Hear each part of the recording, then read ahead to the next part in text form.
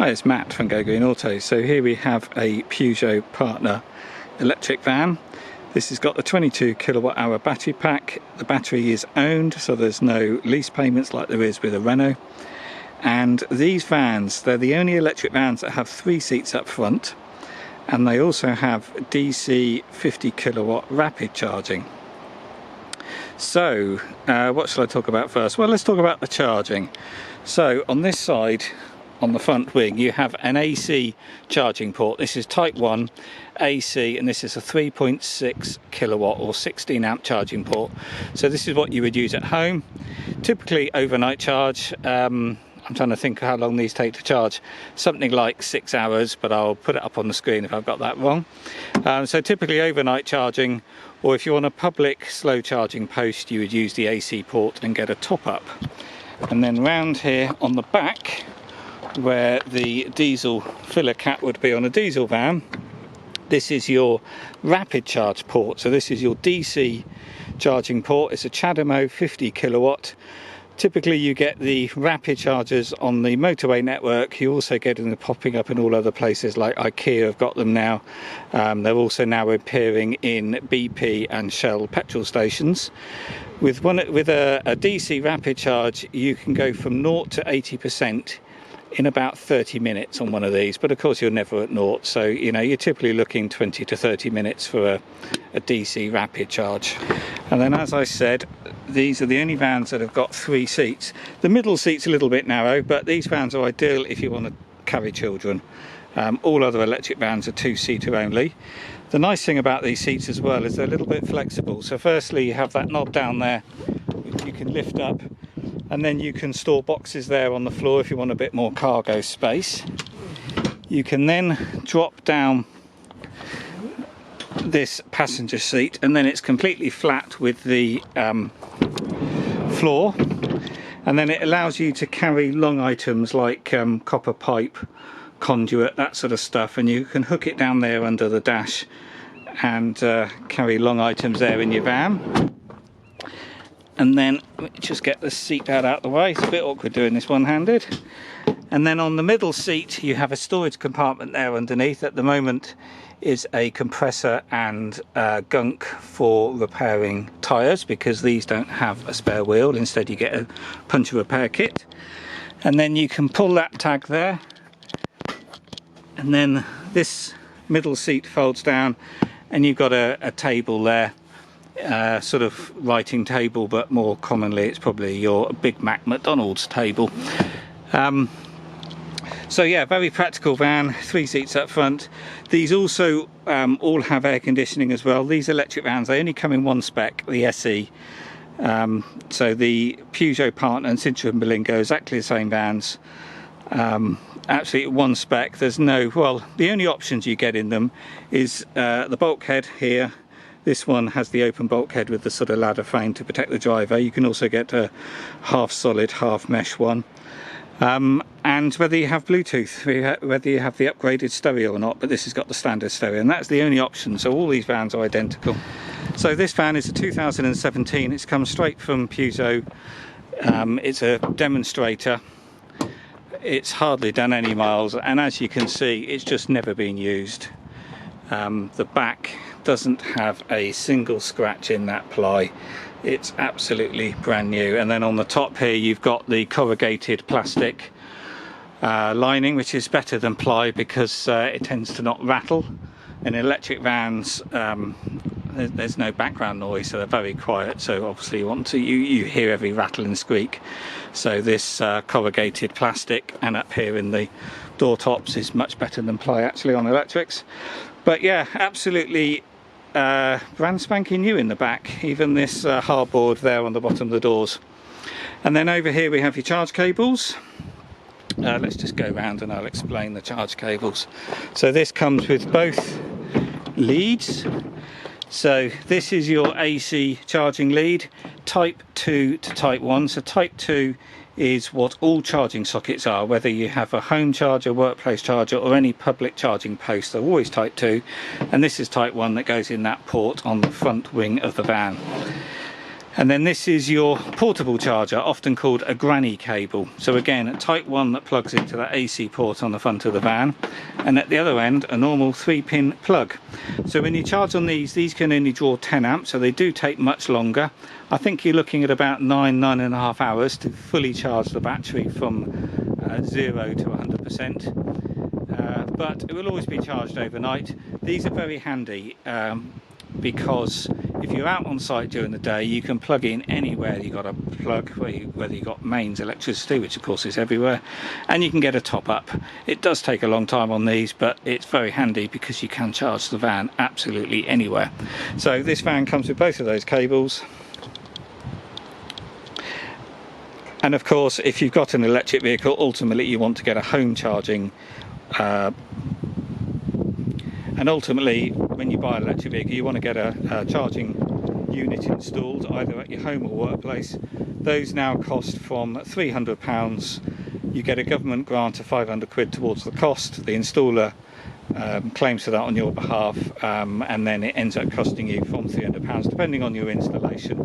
But I can arrange that. Typically that takes about 2 weeks to get installed, but of course with this van you've got the portable charger to use in the meantime until your wall charger is installed. So the primary purpose of this video is to describe the condition. I'm very honest about the condition of the vehicles. I highlight every little stone chip, mark or scratch I can find, and that gives people the confidence to buy the vehicle without coming to view it first, because sometimes there can be long distances involved. It can be awkward to get down to view the vehicle, and then I deliver the vehicle to you, and 9 out of 10 vehicles go without a viewing because of these detailed videos. However, that said, this is a 2017 van. It's only done 2,000 miles. It's an ex-demonstrator. It's never been used in the back, and it's still like brand new. There isn't a mark on it, but we'll walk around and I will have a good look. I've just washed it and I've also waxed it as well, even the roof. The whole thing is lovely, slippery and smooth. But we'll walk around anyway. The tyres are obviously like new. They've only done 2,000 miles. The wheel trims are scratch free. There's not a mark or scratch on this front plastic bumper. No stone chips on the paintwork. I really think I'm not going to be able to find anything to point out on this. The wheel trims are mark free. There's no scratches on the mirrors. There's no stone chips on the windscreen. It is absolutely immaculate. There's not a dent or scratch on it. The back wheel trims are good. There's no scratches in the bumpers like you often get. You often get a dent here where the wrong door is slammed first, but not in this case. And I've shown you the back already, but yeah, the back's all fantastic condition, as is the bumper here. You know, it is just like it's come out of the Peugeot showroom, which in fact it has. Wheel trim is all good, the tyres like new, and then looking on the inside, it's all the same really. Door cards all scratch free. We've even still got the plastic sticky adhesive trim on the rubber mats. This does come with a pair of genuine Partner mats, and yeah, it's all just like a brand new vehicle. So this van does come with 2 original remote keys, and I will just start it up and talk you through what you get on the inside. So with these you get electric windows, electric mirrors, you get air conditioning system. All of these do come with air conditioning, which isn't the same with the Kangoos. That's pretty rare to get air conditioning on an electric vehicle.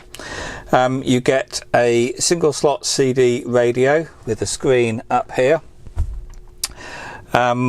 You've obviously got the folding seats, as I've shown you. You get cup holders over there in the door pockets. They're not the best. You can't put tall coffee cups in there. That's the only thing that lets the interior down. Oh, and also the glove box is pretty small, but that's common on right-hand drive cars because with the conversion, putting the steering wheel on the other side, they don't move the fuse box. So we always get poor glove boxes in the UK, but you get this extra shelf at the top. You get storage up there on top of the dash. You also get storage here behind the instrument panel, and then up here you get overhead storage all along the top. And then as far as other kit goes, you've got headlights there, you've also got here cruise control, and on this side you've got audible controls there, and then obviously your wipers. You've got traction control switch, headlight adjustment, and then that's about it really as far as tech and equipment goes. Being an electric car, they're all automatic. Well, you drive them like an auto, they don't actually have gearboxes. So this is your gear selector, park, reverse, neutral, drive, but it's pretty much just a switch.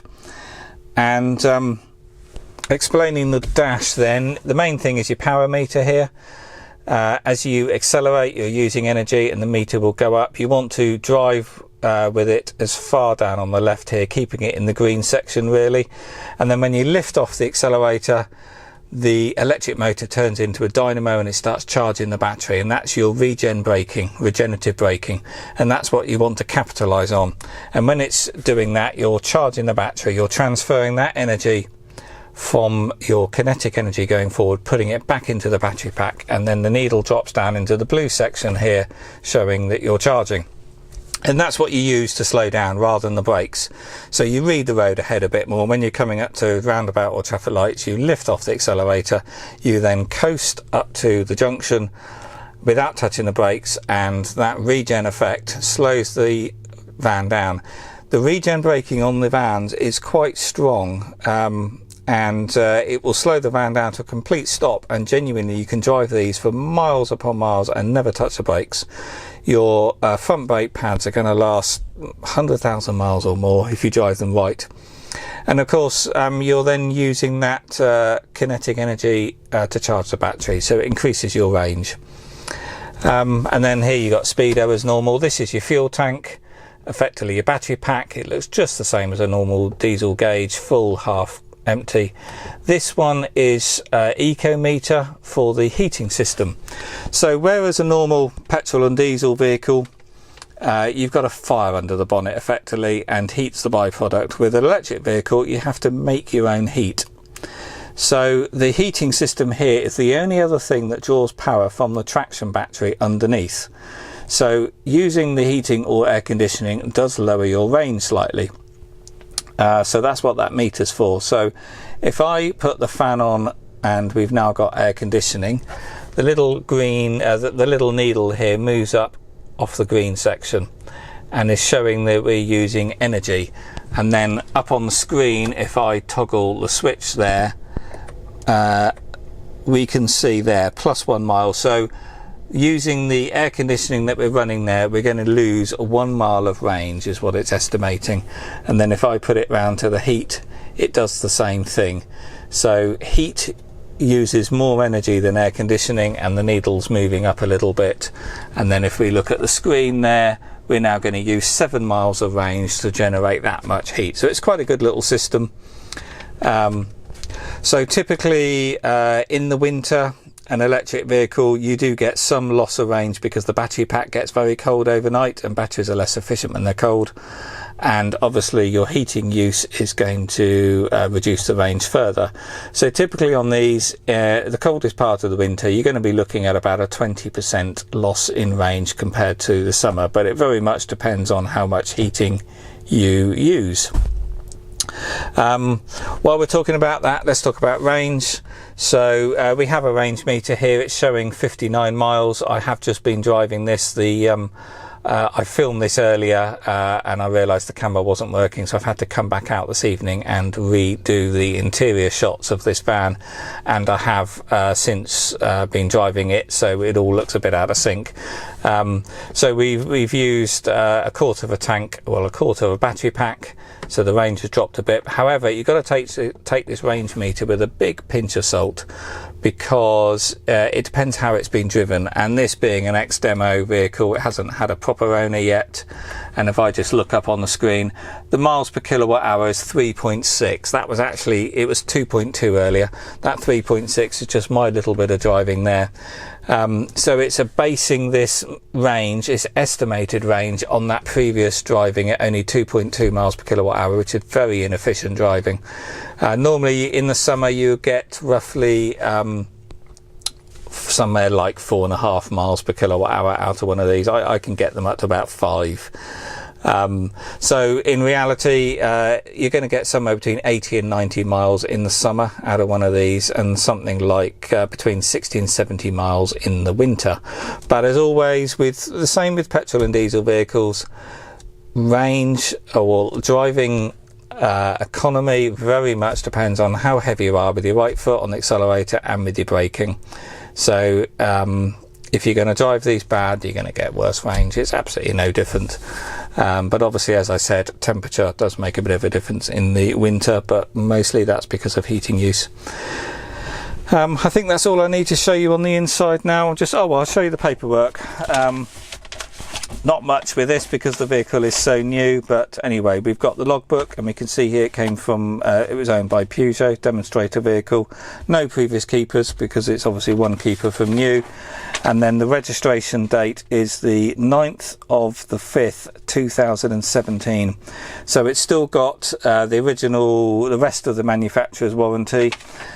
These have got a 3-year warranty on the van and a 5-year warranty on the EV components and the battery pack. So it's got the remainder of that.